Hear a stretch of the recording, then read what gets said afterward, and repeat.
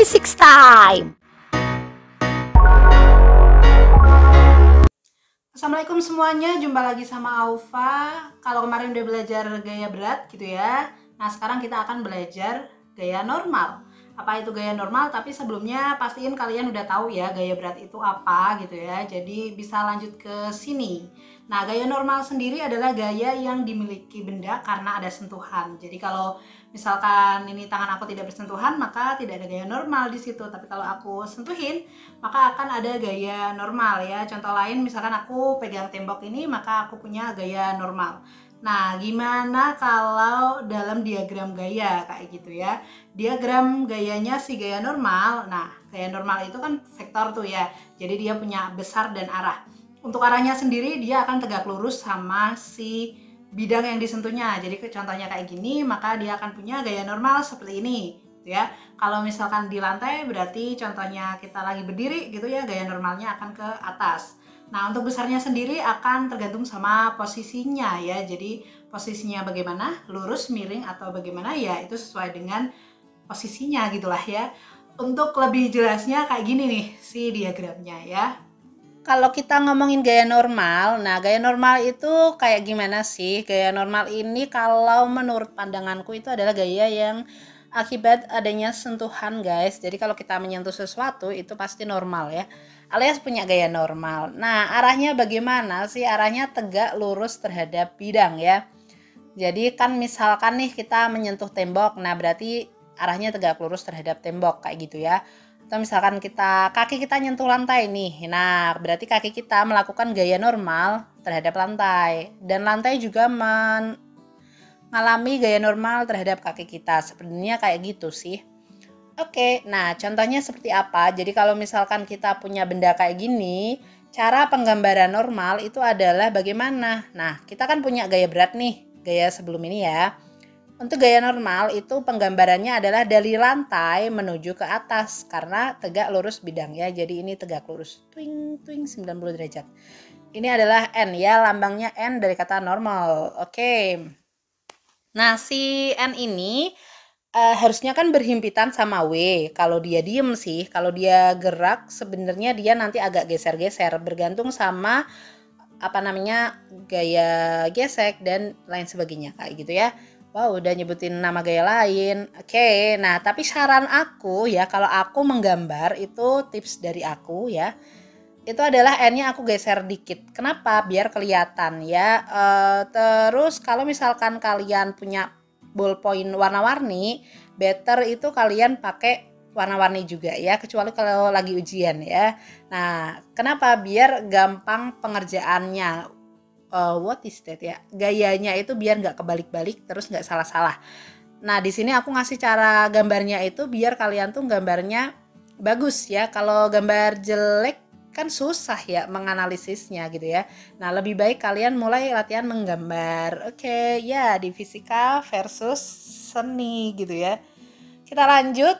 Normal itu nanti nilainya kayak gimana? Nah, nilai gaya normal itu bergantung sama gaya lain ya.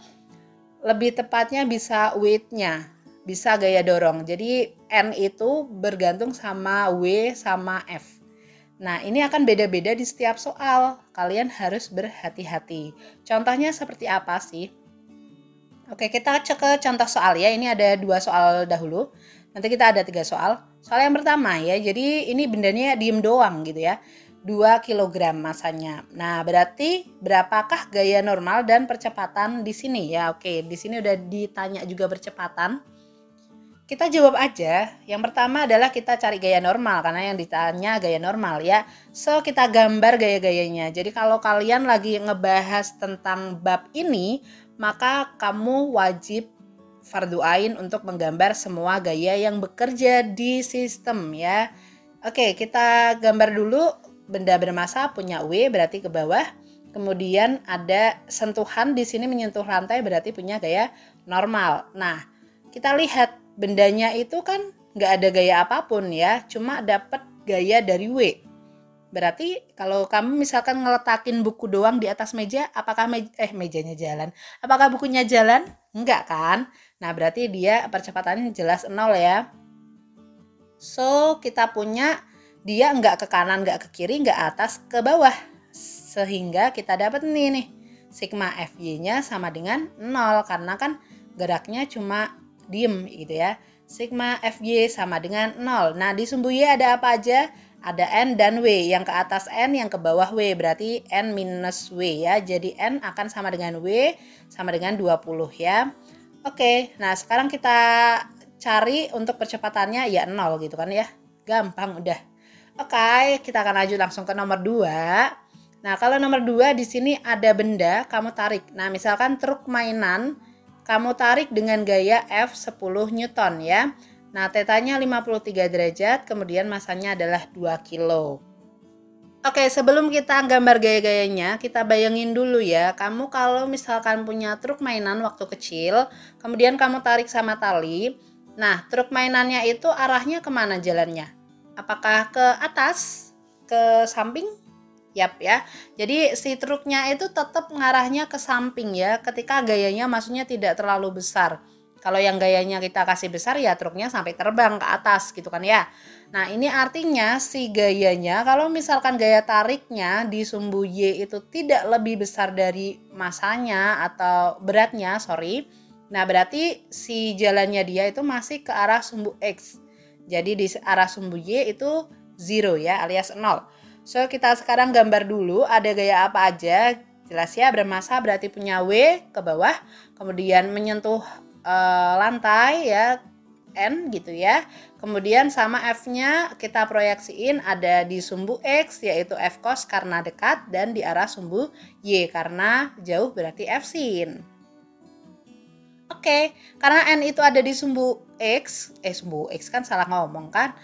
N itu ada di sumbu Y ya, maaf. Nah, berarti kita cari gaya normalnya, sigma FY sama dengan 0. Nah, di sumbu Y ada apa aja? Ada N, ada W, kemudian ada F sin. F sinnya ke atas, berarti positif. So, N plus F sin min W sama dengan 0 ya, sehingga N-nya adalah W min F sin 53. Nah, sekarang kita masukin masanya 2 berarti weight-nya 20, kemudian sin 53 itu 4/5 dikali 10. 10 dibagi 5 itu 2, 2 kali 4 itu 8 ya, berarti 12 Newton. Oke, nah dari sini aja kita udah tahu ya, ketika kita kasih gaya maka normalnya akan berubah. Jadi normal itu beda-beda, oke guys? Oke, kita lanjut ke percepatan. Percepatannya adalah sigma F sama dengan MA. Nah, F-nya Fx. Kenapa? Karena ngarahnya ke arah sumbu X ya, jalannya si benda ini. Oke. Di sumbu X cuma ada F cos. Sehingga ini adalah F cos sama dengan M kali A. F-nya 10, 3/5, 2A ya. 10 sama 5, 2. 2-nya kita coret sama yang sebelah sini. Jadi A-nya adalah 3 meter per second kuadrat. Oke, itu tadi sih nomor 2 ya. Kita akan lanjut ke contoh soal nomor 3 ya. Nomor 3 ini yang kemarin ya. Tentukan besar gaya normal dan percepatan pada sistem berikut yang bentuknya bidang miring. Oke, cuma gaya normal sama percepatan ya. Seperti biasa berarti sumbu XY-nya itu yang miring ya. Nah, karena dia udah di atas, maka dia otomatis akan turun ya, bener? Karena nggak ada gaya apa-apa, berarti cuma ada gaya gravitasi. Benda kalau kamu kasih di bidang miring, maka akan gelinding ke bawah ya, meluncur ke bawah. So, ini X-nya ke bawah sana, Y-nya ke atas ya. Nah, sekarang kita gambar gayanya dulu. Ada W jelas, kemudian ada normal ya, yang arahnya tegak lurus. Nah, lihat di sini normalnya, tegak lurus sama bidang miring. Kemudian ada apa lagi? Nggak ada ya. Sekarang kita akan proyeksiin si W-nya karena belum ke arah sumbu X ya. Kalau N-nya mah udah di sumbu Y. Nah, berarti ini bisa ke sana dan ke sono. Oke, nah sekarang ini ada theta di sebelah sini. Ketika tetanya di sebelah sini gitu ya, apakah theta ada di sini atau di sono gitu ya? Perhatikan kursor ya. Apakah tetanya ada di bagian ini atau ada di bagian yang sini? Ya. Nah, untuk itu aku akan gambar secara terpisah biar kelihatan. Misalkan ini adalah gambar si W, ini yang arah panah ini panah ini ya. Oke, kalau kalian udah dapat, sekarang kita akan gambar si bidang tetanya ya, aku deketin. Oke, ini teta. Nah, misalkan nih, teta dan suatu sudut itu kita jumlahkan 90 derajat. Misalkan di sini aku ambil alfa, oke? Teta plus alfa itu 90 derajat. Nah, sekarang kalau aku tambah garis lurus gini. Oke, nah karena ini teta di sini, maka depannya itu pasti juga teta. Bener kan ya?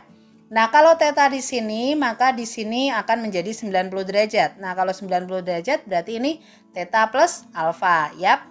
Kita hapus tetanya dulu. Nah, lihat di sini W-nya jelas ya. Ini alfa, ini teta ya. Oke, kita dapat tetanya di situ. Sehingga kita gambarin tetanya sama. Oke. That's why kalau di soal-soal teta yang di sini sama dengan di sini. Ini alasannya ya. Kalian sekarang udah tahu, kita hapus. Nah, sekarang karena kita udah tahu tetanya yang di sini, berarti yang dekat itu pakai cos ya. Jadi ini adalah W cos, yang di sana adalah W sin. Oke. Nah, sekarang kita udah dapet sehingga kita bisa cari nih normalnya. Searah sumbu Y itu 0 ya, karena dia kan nggak ngangkat ke sana kan si bendanya, kecuali kelempar. Nah, maka sigma FY sama dengan 0. Di sumbu Y ada apa aja? Ada N dan W cos ya. Jadi N min W cos sama dengan 0 alias N sama dengan W cosnya. W-nya 20, cos 30 itu setengah akar 3 ya. Jadi hasilnya 10 akar 3. Oke, kita udah dapat normalnya, maka kita akan nyari percepatan ya. Percepatannya ya udah sigma Fx sama dengan M kali A. Oke, W sin theta ya, karena di sumbu X cuma ada W sin theta, perhatikan. Positif karena searah sumbu X-nya, kemudian sama dengan M kali A. W-nya berarti 20, sin-nya adalah setengah sama dengan 2A ya. 2 sama ini berarti 10, oke, 10 sama 2 hasilnya 5 ya. Jadi A-nya adalah 5 meter per second kuadrat. Kalau misalkan ngomong aku kecepatan, silahkan diperlambat ya. Nah, itu tadi yang gaya normal. Apakah sigma Fx selalu sama dengan MA atau sigma Fy selalu sama dengan 0?